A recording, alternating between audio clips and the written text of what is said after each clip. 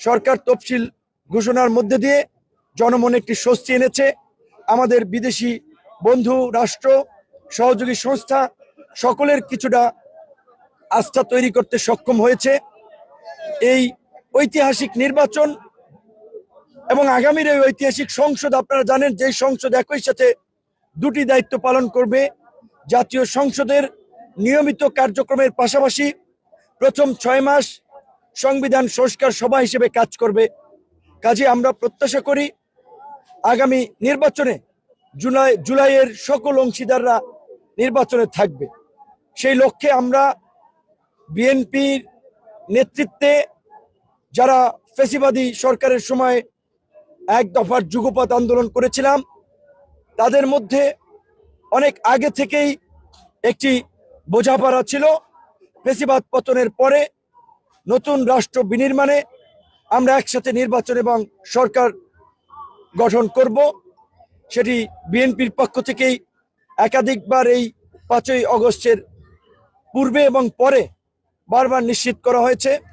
যদিও যুগপৎ আন্দোলনের শরিকদের সাথে আনুষ্ঠানিক আলাপ আলোচনা না করে 272টি আসনে বিএনপি এককভাবে প্রার্থী দেওয়ায় যুগপৎ আন্দোলনের শরিকদের মধ্যে একটা ক্ষোভ তৈরি হয়েছে। এবং গতকালকে তার পূর্বে আমরা অনেকবার বসেছিলাম, যেমনিভাবে আমরা ফ্যাসিবাদ পতনে আমরা পরামর্শ, সমঝোতা, সমন্বয় করে আন্দোলন সংগ্রাম করেছিলাম।